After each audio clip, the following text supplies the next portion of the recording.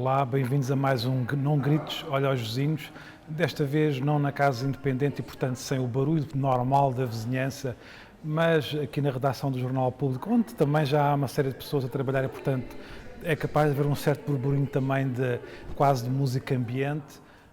Hoje com um convidado, enfim, todos são especiais, mas hoje é mais um especial. É o Diogo Faro, humorista, enfim. Tu gostas da palavra comediante? Não. É mais humorista, não é? Já, obrigado pelo convite, mas é um bocado diferente.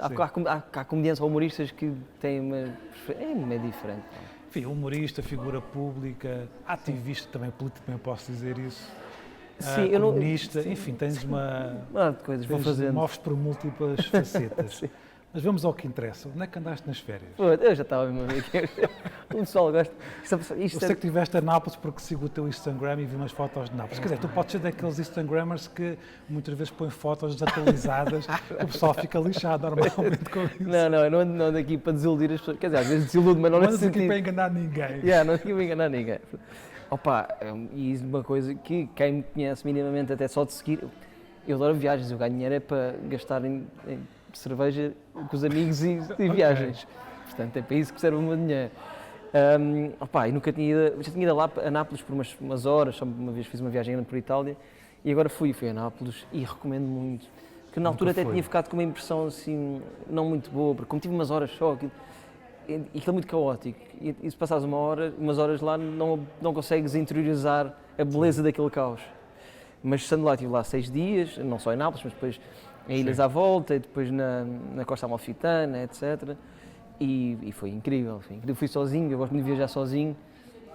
Eu gosto de fazer viagens maiores sozinho, pronto, agora com a pandemia, tudo o que sabemos, não dá para ir à Índia, onde eu gosto imenso de ir, ou em outros países assim onde parece aquele clichê para me descobrir, não sei o quê. Mas na verdade todas as viagens que fazemos, se não mexerem connosco... Não fazer surf nas praias... Sim, surf ao mesmo tempo faço yoga, Mas porquê é que tu gostas então de ir sozinho para essas viagens? O que é que há aí de fator de atração? Há um bocado mais de adrenalina do que... Eu também gosto de viajar acompanhado, mas gosto de intercalar quando se viaja sozinho a responsabilidade de tudo é nossa, só nossa.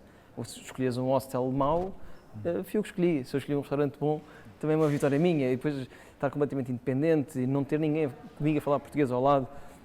Ou no caso, posso viajar com um amigo meu em inglês, mas se eu estiver na Índia, está tudo a falar em hindi à minha volta e aquilo para mim é maravilhoso. É maravilhoso eu não estar a perceber nada. Não estou a perceber nada e acho aquilo... Mas já passaste por situações de tensão, não? Já. Pois já me aconteceu também a mim, eu também gosto de viajar sozinho, confesso. Nos últimos anos, mais exatamente nos últimos 6, tenho uma filha de 6 anos, viajo muito com a minha filha, este ano estive em férias precisamente com ela. Não posso estrangeiro, mas estive no Alentejo e no Algarve. Andar sempre de rodoviária nacional, que é uma coisa que as pessoas ficam sempre a pensar, como é que tu consegues fazer viagens no Algarve e no Alentejo se não for de carro, viatura própria? Eu vou sempre de rodoviária ou de comboio. E este ano assumi a mesma coisa, andei a viajar por vários sítios. Bom, mas isto não é sobre mim, é sobre ti. Não, mas é para partilharmos. Eu adoro andar de comboio, adoro viajar de comboio. Não, eu de comboio para mim é o meu transporte favorito, apesar do desinvestimento total dos últimos anos, das últimas décadas. Esperemos que melhor. Eu também adoro andar de comboio. Quando ando aqui para o Algarve ou ao Porto, sempre que posso, é de comboio. E já fiz viagens incríveis de comboio. Na Índia, já tive um comboio durante 20 e tal horas. Fazia uma coisa gigante. E quando assumes uma viagem de 20 e tal horas de comboio, assumes e vais, não há pressa, estás lá, estás a viver no comboio e estás a ouvir os indianos a falar e os cheiros todos, e depois dormes um bocadinho, depois sentas-te à janela e ver aquelas... É mesmo maravilhoso, Adoro viajar de comboio. Olha, voltando a Nápoles, e traços do Maradona, deve haver imensos, não? É impossível, tu viras uma esquina e ou há uma pintura na rua, ou há uma t-shirt à venda, ou entras num café e está cheio de estátuas do Maradona. É mesmo odioso, como nós sabemos, está mesmo muito, muito presente lá. E a questão é que a Nápoles é muito curioso, eles muitas vezes dizem que não são bem italianos, eles são napolitanos. Aquilo é uma coisa, eles levam o Nápoles muito a sério e, por exemplo, aprendi, porque isso é uma coisa que está à nossa frente que eu não sabia. Nápoles é de Neópolis, que era uma cidade está à nossa frente, não é? Também não sabia. É de Neópolis, que era uma cidade da antiga Grécia, já muito importante, muito antes de sequer haver o Império Romano e depois de se tornar, depois ser conquistada depois foi por espanhóis, foi por italianos, pronto, foi uma data de coisas, mas eles são preservam muito a sua história enquanto napolitanos, e isto em relação ao futebol, por isso é que são muito fervorosos com o Nápoles, E são muito exigentes com os jogadores do Nápoles, isso disseram eles, os napolitanos, porque eles não estão a defender só o clube. Quem joga pelo Nápoles está a defender toda a cidade e toda aquela região. O Maradona, curiosamente, foi de um penalti contra o teu clube de coração, o Sporting, O não é? Sporting. Ele também devia ser um bocado do Já me Sporting. recordo que era o guarda-redes, era um jugoslavo, Jokovic, não. Eu não me recordo Ivkovic. o nome dele. Ivkovic. Ivkovic, exatamente. Mas voltando ao Maradona, Mas eu mal via futebol na altura, acho que nem se estava vivo, acho que estava. tu segues muito o futebol, é qualquer coisa que te apaixona? Como é que é essa sim. tua relação? Não sou super fanático, mas gosto muito do Sporting, desde muitos anos. Joguei muitos anos de futebol, pronto, nas piores divisões, claro, mas gosto mesmo muito de jogar e sempre fui do Sporting, sempre fui muitas vezes ao estádio, sempre acompanhei, mas, não, sei lá, mas também me cinjo um bocado aos 90 minutos. Adoro, e estou 90 minutos, estou lá e estou a gritar gol pelo Sporting, mas depois perdemos ou ganhamos, não vai alterar o resto do meu dia ou da minha vida, não ficar paranoico com isto. Agora, gosto muito do Sporting, escrevo na Tribuna Expresso. Pois, eu sei, exatamente. O que para mim é um prazer imenso, não é? Eu gosto imenso de futebol, mas curiosamente, as pessoas quando me perguntam qual é o meu clube, eu já fui do Boa Vista, e faço questão de dizer que já fui. E simpatizo com o Sporting, mas não consigo dizer que tenha assim um clube assim, com esse fervor. Mas é engraçado porque sou incapaz de ver um jogo, mesmo quando começas a ver o jogo e aquilo, pá, não há assim provavelmente uma relação qualquer emotiva com qualquer um dos clubes, mas a meio do jogo tu tomas partido por um, isso é um fenómeno engraçado. Isso acontece em qualquer jogo que vejas? Mas acontece em qualquer jogo que vejas? Não consegues ficar indiferente a dizer... Pá, não, há sempre qualquer pormenor, pá, até pode ser um jogador que tu simpatizas mais. Ok, ficas... Este aqui merece, este gajo... Qualquer coisa. Olha, vou-te dar um exemplo. Eu detesto o Mourinho, devo-te confessar, a personalidade. E até acho que, enquanto homem do futebol, se quiser, enquanto treinador, acho ultrapassado de alguma forma. Não é o meu tipo de homem do futebol. Nunca foi. Mas era engraçado quando ele estava... muito defensivo e... Sim, exatamente. Eu sou mais Guardiola, nitidamente. E quando ele estava precisamente, os dois em Espanha, eu era nitidamente pelo Barcelona. Mas tinha piada quando o Barcelona defrontava o Mourinho do Cristiano Ronaldo, eu aí hesitava. E houve momentos em que tendia mais para o Real Madrid. Dividido.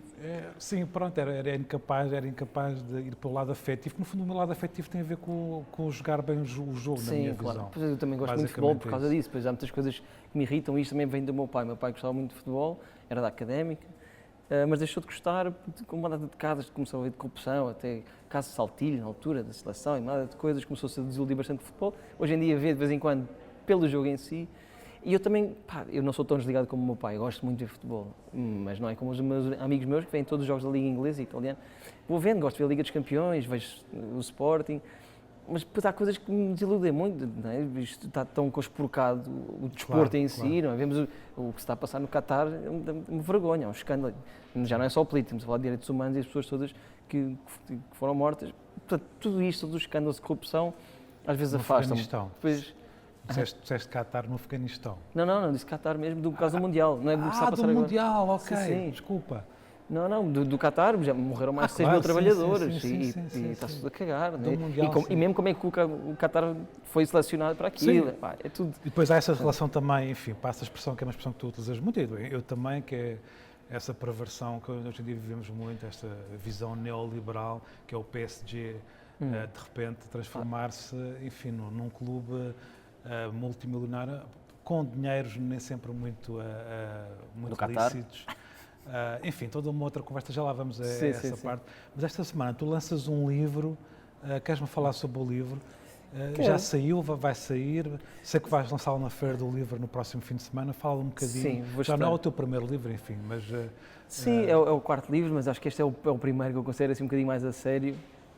Tem humor na mesma, mas chama-se Processo de Humanização em Curso e é muito o que eu tenho aprendido, é muito do meu crescimento enquanto pessoa, enquanto artista, que não consigo desligar. Há pessoas que fazem coisas diferentes, mas não consigo desligar o que é o meu trabalho público, o que é a minha personalidade, e tem sido muito o meu processo de transformação enquanto, essencialmente o que eu tenho aprendido, do que é o meu privilégio enquanto homem branco, heterossexual, felizmente falo cada vez mais disso, mas o que é que eu tenho aprendido.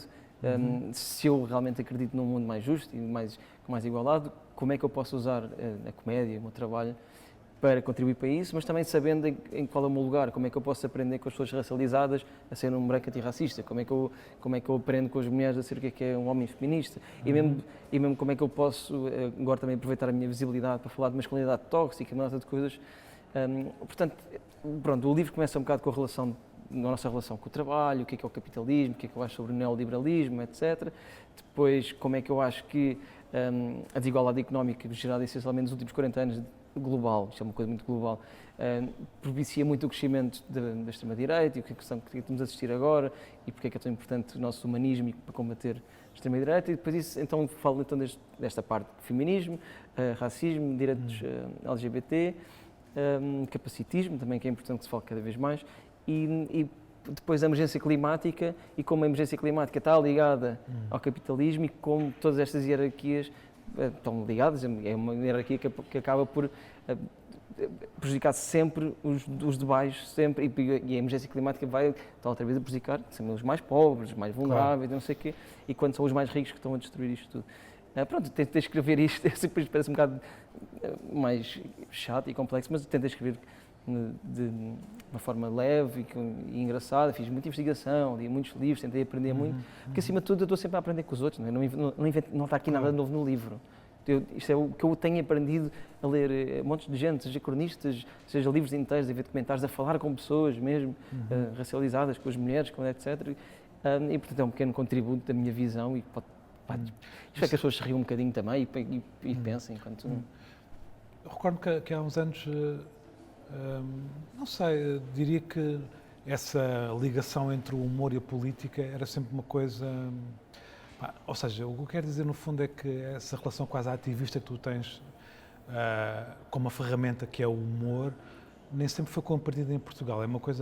É uma aquisição, na minha visão, relativamente recente, e mesmo no universo dos humoristas, aqueles mais mediáticos, eu já falei com um ou outro, posso dizer, que, por exemplo, eu dava sempre o exemplo do Russell Brand da Inglaterra, e eles olhavam sempre com uma certa desconfiança para o Russell, porque diziam, mas não é bem isso, não seja, havia uma grande incapacidade em assumir uma visão quase radicalmente política, que é que eu acho que é, apesar de tudo... Claro, eu não estou a dizer que isso não existe, eu acho que ainda existe precisamente. Eu acho que tu és um dos poucos casos em que verdadeiramente assumes esse teu lado ativista e político, e o humor é uma ferramenta para veiculares essa tua ação, se tu quiseres. Sim, eu acho que nenhum comediante tem a obrigação de o fazer. Claro. Nenhum artista no geral, mas eu acho que também a arte serve para isso. Enquanto comediantes, se queremos ser tão levados a sério como são os atores e os músicos, etc., porque muitas vezes é visto como uma arte menor, um espalhacito, não sei o quê, não é? Mas acho que também temos que nos responsabilizar pelo impacto que as nossas palavras têm e não nos escudarmos no é só uma piada. Não é bem só uma piada, normalmente não é só uma piada.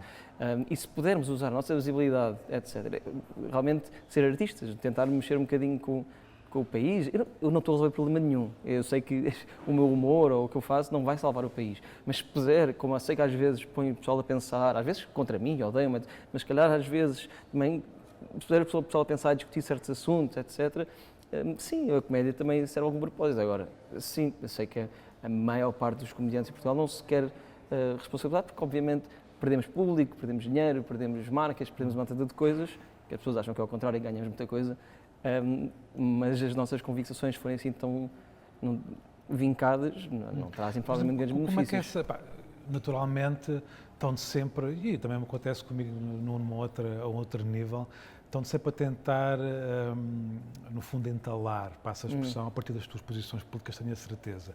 Por exemplo, a tua relação com os marcos deve ser uma coisa complexa e paradoxal muitas vezes, porque eventualmente tu és crítico muitas vezes do mundo corporativo, digamos assim, mas tens que necessariamente também operar a partir dele. Claro. E assumir esse paradoxo muitas vezes as pessoas não percebem. Não percebem que tu tens que pagar a renda ao final do mês, basicamente. Eu tenho uma renda para pagar, quer dizer, eu tive que mudar agora de casa porque nós não tínhamos dinheiro para pagar a renda anterior, não é? Nós vivemos também, por mais que eu critique um sistema, eu não critico a existência de marcas e de empresas e não sei o quê. Quer dizer, não se trata disso, evidentemente. Agora, o que eu critico marcas e marcas. Exatamente. Agora, e por isso, eu e a equipa, a minha gente trabalha comigo muito perto e temos sempre muito este cuidado, que ele tem o mesmo pensamento que eu, na escolha com as marcas que trabalhamos. Então recusamos muitos trabalhos, porque não vou aceitar trabalhar para uma marca de fast fashion Não quer dizer que eu já não tenha comprado coisas de fast fashion, claro, mas depois de estudar e depois de saber o prejudicial que é ao planeta, a maneira como exploram trabalhadores no Bangladesh e no Paquistão, pá, honestamente, eu não me sentiria bem em ser embaixador de uma dessas grandes marcas de fast fashion. Portanto, é complicado esta relação com as marcas, mas agora tenho outras com os quais me identifico, que se identificam comigo, está tudo bem. É muito menos do que outras pessoas têm à sua. Claro. Mas a minha questão era um bocadinho imagino que, sei lá, quando deve ter acontecido mesmo, como acontece a minha vez, sempre que evoca as críticas ao capitalismo, por exemplo, mas é para a Coreia do Norte, Venezuela, pronto, é sempre um discurso sempre muito simplista e demasiado...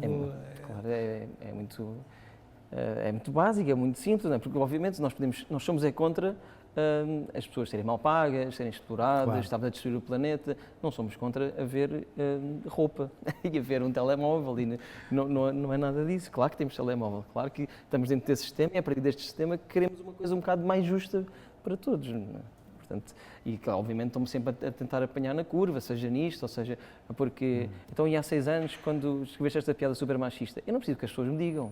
Não preciso que me apontem, eu sei, acho aquela piada miserável, felizmente não a faço. Claro, todos cometemos, passa a expressão, lapsos, digamos, ou erros mesmo, e pronto. Sim. E quando se assume, pronto, quando se assume com consciência de alguma forma, que é uma coisa muito engraçada, por exemplo, nesta história do cancel culture, achei muito interessante a forma como o primeiro-ministro canadiano, como é que ele se chama, o Trudeau, lidou com o facto de ter sido acusado há 20 anos atrás, exatamente. Ele assumiu a coisa com grande naturalidade e foi visto na Europa como uma espécie de uma posição cínica. Eu achei super didática até, porque no fundo o que ele disse foi ok, foi uma coisa do meu passado, soube que errei naquela altura, porque me interessa também ver os meus erros do passado a partir do presente e do futuro. Claro. E é isso que interessa, precisamente. Eu também acho. E atenção, estou cá para as pessoas apontarem as falhas e está tudo bem. Aliás, há pessoas que estão sendo mortinhas constantemente por isso. Mas eu sei ver as minhas falhas, estou sempre a tentar fazer melhor e sei ver piadas mais que fiz, ou que vou fazendo às vezes, sabe uma coisa... E eu estou inconstantemente, não preciso que me estejam sempre a apontar o dedo, hipócrita, e tu és... Eu sou o primeiro a todos os dias acordar e a pôr-me em causa. Todos os dias eu ponho o meu trabalho em causa, o que fiz ontem. O de há 6 anos já me passou, já cresci muito para além disso, não é? Quando comecei a ser comediante. Portanto, não é preciso estarem, se quiserem podem fazê-lo, mas não é preciso estarem sempre, olha, e quando agora és muito feminista, mas fizeste não sei o quê, agora és muito antirracista, mas há 5 anos disseste não sei o quê do Quaresma. Certo, já disse coisas que estão lá, não apago da net, porque fazem parte do meu crescimento. Agora, se calhar devemos preocupar-nos com o que se continua a fazer agora. Achas que vais arrepender de teres criticado esta semana o Miguel Sousa Tavares? Não, à partida não. À partida não. Até porque, pronto, isso não disse nada de horrível sobre ele. Rimos um bocado, acho que rimos um bocado descabido o que ele disse. Um bocado de alinhamento da realidade, na minha opinião. Mas não agora não me arrependo de tudo o que faço. Eu por acaso não via o programa de televisão onde essa ideia veiculada pelo Sousa Tavares, que como é que era que um jovem no primeiro emprego ganhar altamente qualificado, ganhar 2.700 euros, depois o Estado fica, não sei o quê, ele só ganha 1.400 limpos e depois um T1 custa 1.000 euros e depois... Há aqui coisas de verdade, podemos falar da habitação em Lisboa, que é um escândalo, não é? Mas também... eu não sei se percebi, portanto, ele diz que os líquidos são 1.400? 400. Ok. É só a partir da premissa que há jovens a ganhar 2.700 no primeiro emprego. Eu não conheço nenhum. Eu também não. Eu ganhei, no primeiro emprego, ganhei para aí um quinto disso, ou menos. Para eu ganhar isso algum dia. Portanto, também não ganho, portanto. Pois, não sei onde é que o Miguel Sousa Tavares anda. Mas essa tua relação com a lógica diária das redes sociais, enfim, da atualidade, isso é uma coisa que... Como é que tu lidas com isso diariamente? Ou seja, a primeira coisa que fazes quando acordas é, em vez de lavar os dentes, vais para as redes sociais ver o que é que está mais efervescente, como é que é essa... Sim, mas não me apetece escrever todos os dias. Claro. Até porque aquilo cansa às vezes. Sim. Há coisas que tenho uma ideia... Há um assunto sobre o Miguel Sousa Tavares, tive um assunto, consegui fazer aqui um texto engraçado à volta disto e foi o que eu fiz. Mas montes de vezes estou a assistir às polémicas, às vezes faço um tweetzito ou outro, mas não podemos estar sempre em tudo. Cansa os outros, cansa-nos a nós, não dá para estar sempre em tudo. A minha dinâmica do dia-a-dia, sei lá, sempre realmente eu acordo, vejo o que é que os meus amigos estão no WhatsApp, o que é que as pessoas dizem no Twitter, começo a abrir os olhos e depois é que vou lavar os dentes, beber café. Sim, tenho que admitir que sim. Acho que quase toda a gente hoje em dia, a maior parte das pessoas, antes de tudo, ver WhatsApp e ou Instagram. deitar também, acho que agora existe muito esse hábito, agora, há uns anos para cá, existe muito esse hábito das pessoas, antes de adormecerem, em vez de ler um livro, como era há uns anos atrás, Sim. vão ver o que é que se passa. Isso por acaso não, como sociais. depois durante o dia até vou várias vezes à internet, depende se estou mais ocupado, menos ocupado, mas ao deitar não, para ao deitar prefiro sempre adormecer com um livro ou pôr uma série qualquer mais para adormecer. Olha, tu és um homem da internet, passa a expressão, mas para a semana, na próxima semana vais ter um programa também na TV. Queres falar sobre o que é que se vai passar? Quero, estou muito contente com o Scroll, que vai estrear dia 19 de setembro às 18h35 na RTP2. E é um programa, nós chamámos aquilo de debate show. Aliás, na verdade eu apanhei um comboio a meio, porque os produtores já tinham tido ideia, já havia convidados. A última coisa que fizeram foi o casting para apresentadores, convidaram-me, ou seja, não vi um anúncio de casting, fui convidado para casting. Okay. Fui lá e por acaso ganhei e fiquei muito contente, porque fiquei logo muito entusiasmado como me chamaram, porque o formato é uma espécie de debate, não um debate tipo prós e contras, mas uma conversa, porque não há não é essa lógica. Pronto. Sim, não é uma coisa uns contra outros, é uma conversa. Mas, então há 2 apresentadores e várias pessoas à volta. Sim, 4 convidados, num ou outro episódio 5. Acho que um grande mérito do programa é que foram buscar, isso sim, fizeram um casting público, em que disseram os temas todos de cada episódio e que os jovens, aquilo é entre 17 aos 30 e poucos, bom, 30 e poucos, eu não sou praticamente jovem, mas é essencialmente entre os 17 e os 25, vamos por aí. Chamada geração Z, não é? Sim. Depois há uns quantos millennials como eu a apresentar e mais uns quantos convidados millennials. E um grande mérito aí é porque não foram buscar pessoas já super famosas do YouTube ou do Instagram ou dos partidos políticos, das juventudes. Não, foram buscar pessoas que quiseram, mandaram um self-tape, gravaram, olha, gostava de ir aí falar de saúde mental porque isto. Okay. E foram assim que as pessoas foram convidadas, 95% delas, tirando uma convidada ou outra mais pontual. E depois, ao longo de vários episódios, racismo, saúde mental, identidade de género, precariedade laboral, cultura e entretenimento, um monte de coisas. Eu acho que o programa está muito bom. O meu papel ali, o programa não é sobre mim, o meu papel ali não é nada mais do que fazer aquelas pessoas brilhar. Portanto, eu estava só ali, assim, um bocado número 10, né? Recebo daqui, distribuo o jogo para aqui. Que é de alguma forma aquilo que tu fazes, não é? Porque eu acho que aquilo que tu fazes é provocar diálogo, é provocar comunicação. Eu espero que sim. Espero que sim, e senti que consegui fazer aquilo relativamente bem, porque era isso. Lá está, era dar a voz. E é uma coisa que vai durar quanto tempo? São 14 episódios, 1 por semana. Ok. E eu senti-me bem porque aquilo não era sobre mim. Eu, claro que não estava ali como uma pessoa, como uma estátua. Eu posso dar a minha opinião, dei as minhas opiniões, mas o que importa são opiniões daquelas pessoas. Né? Temos o nosso programa sobre racismo, acho que vai ser muito marcante. Já está gravado e foi marcante, e espero que as pessoas vejam, onde estava lá um jovem ativista cigano. Isto é muito raro ouvir-se em televisão qual é a perspectiva dele e como é que é a vida dele. E temos lá pessoas negras a falar, pessoas brasileiras, uma pessoa brasileira, e ouvir estas pessoas é que faz sentido e que nos faz crescer, não é? E para mim o meu papel enquanto comediante e figura pública e pessoa com tanta visibilidade, eu fico contente de se o meu contributo puder ser aproveitar o meu privilégio para dar voz a estas pessoas. Posso ser também de identidade de género, mas que vai ser super importante ter lá pessoas não binárias, ter uma mulher trans, um homem trans, e o que é que eles sentem, como é que vivem, ou da saúde mental, ter jovens a falar sobre a depressão e até tentativas de suicídio, etc. E acho que vai poder ajudar muita gente. Pronto, e nisto de uma linguagem de televisão. Falaste de vários temas que vão ser abordados nesse programa. Tu achas de alguma forma essa geração, a geração Z, digamos assim, uma geração aqui nos 20, por aí, não é? As preocupações são diferentes. Por exemplo, eu recordo que a minha geração tinha muito um discurso que eu acho que, na minha visão, não fazia sentido, que era que as pessoas eram um pouco politizadas. Acho que não eram politizadas no sentido mais tradicional, mas acho que havia interesse por política. Mas acho que hoje em dia há mais, de alguma forma. Tu sentes isso? Sentes que há uma grande aptidão por discutir questões políticas? Eu acho que sim. No sentido mais transversal da ideia do que é política. Sim, era isso. E nisso concordo muito mais, porque vejo cada vez muito mais jovens, entre os 17, os 30 e poucos, etc., em que, ok, se calhar não estão ligados a partidos, se calhar não estão ligados às coisas mais concretas do problema da habitação em Lisboa, no Porto, mas estão envolvidos na justiça climática, que é altamente político, não é?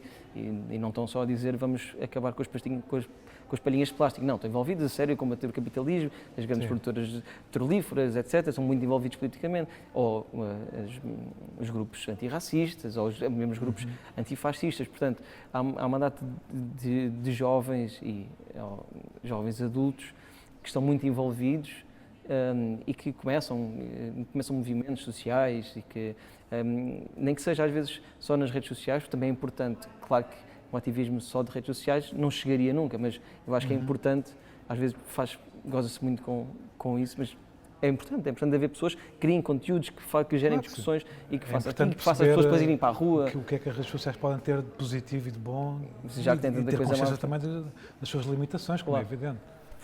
Portanto, sim, globalmente acho que, lá está, não estão tão diretamente os partidos, etc., estão envolvidos nestas coisas, são todas políticas, não é? Fazem parte da nossa vida e estão a tentar por um país mais justo, ou pelo mundo mais justo, mais bonito, eventualmente, se não acabar entretanto. Tu és dos apocalípticos. Não sou apocalíptico, ando um bocado mais nihilista, digamos assim. Vou estar aqui e continuar a usar o meu humor e a minha visibilidade para ajudar no que puder, mas eu não estou a ver nada a acontecer realmente em relação, por exemplo, à emergência climática. Acho que daqui a 20 anos isto vai tudo ao ar, portanto é aproveitar. Por acaso eu estou um bocadinho otimista e tem um bocado a ver com essa... Enfim, não diria que tem a ver só com essa questão geracional, que eu acho que há realmente uma série de temas que as novas gerações estão a trazer. Não é estão a trazer, eles já estavam lá, mas estão a afirmá-los de uma forma muito mais interessante. E o que eu sinto é que, por exemplo, a minha geração, que há 2, 3 anos não estava disponível sequer para ouvir, hoje em dia pelo menos já ouve. Ou seja, já percebeu que é um momento também de, em vez de barafustar, de ouvir, pura e simplesmente.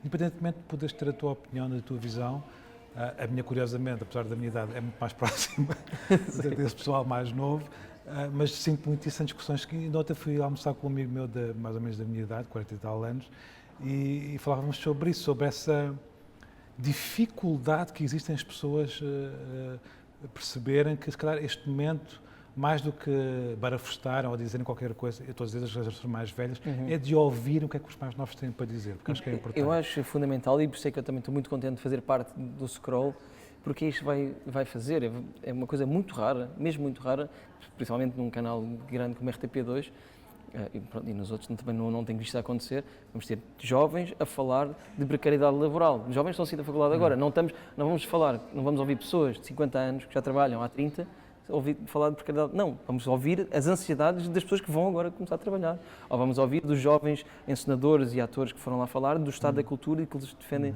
para a cultura em Portugal, etc. Ou outra questão, mais uma vez, do racismo, outras questões. Vamos dar voz a estas pessoas que normalmente não são ouvidas, pelo menos assim, num espaço tão grande como a RTP2.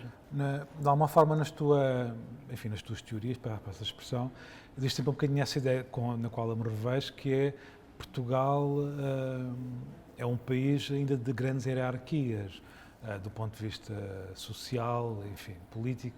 É quase um país ainda muito devedor de uma lógica que se dizia que era uma lógica do antigamente, que isto pertencia à meia dúzia de famílias, mas que eu acho que ainda está presente ainda no corpo social do país. Claro que a questão não é apenas portuguesa, é global, como já estamos aqui a referenciar ao longo da conversa, mas depois há uma outra camada nessa ideia que eu estou a explanar, que é, eu acho que essas hierarquias também existem nas camadas inferiores, ou seja, eu noto, por exemplo, isto no meu local de trabalho, agora que ninguém me está a ouvir, a competitividade num sentido mais pejorativo da ideia de competitividade também existe.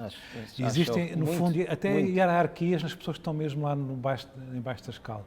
Ou seja, é a própria ideia de competitividade, uma série de noções prejudiciais a todas as camadas sociais que estão presentes, e essas é que deviam ser pensadas. Mas estou completamente de acordo, e foi uma parte do livro eu escrevi isso até, e acho que isso vem muito impregnado do neoliberalismo, se calhar, entre várias coisas, mas há uma ideia do neoliberalismo que nos vende há 40 anos de competição, de individualismo, de consumismo, e que nós vivemos, é que o ser humano sobrevive e multiplica-se através de individualismo, que eu não concordo. É um bocadinho esta ideia que não basta apenas combater os ricos, no fundo é um bocadinho isso. Sim, claro, não basta só... É mais complexo do que claro, isso. Não basta só dizer vamos pôr os ricos, os super ricos na guilhotina e depois nós todos à porrada. Não, mas é nós que temos a combater essa ideia que o ser humano vive a comprar roupa nova todos os dias, porque isso nos faz ser mais bonitos que o do lado, que temos que no trabalho estar sempre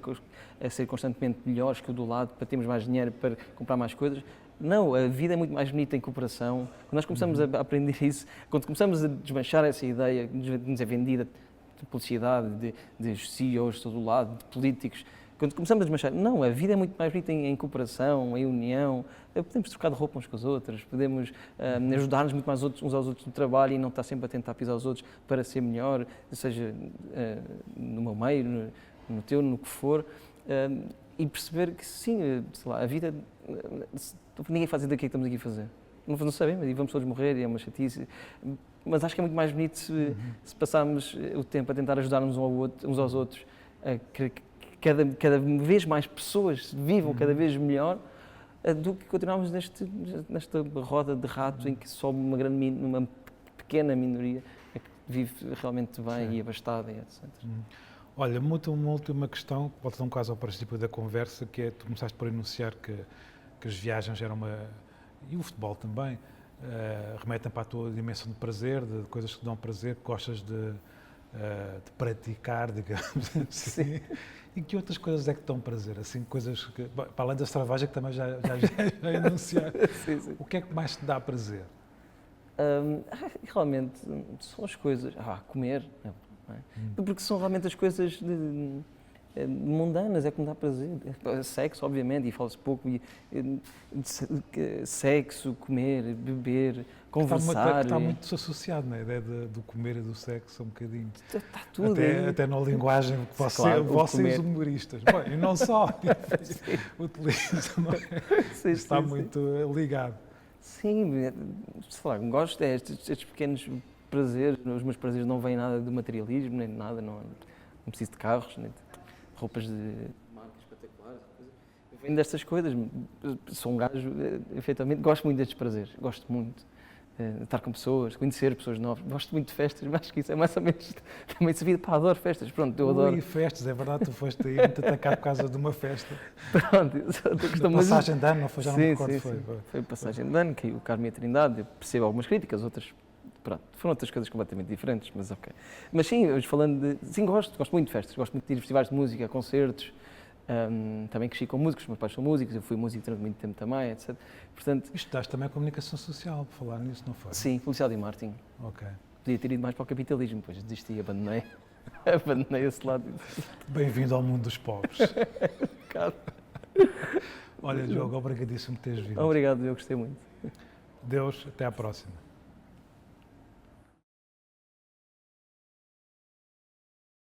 Thank you.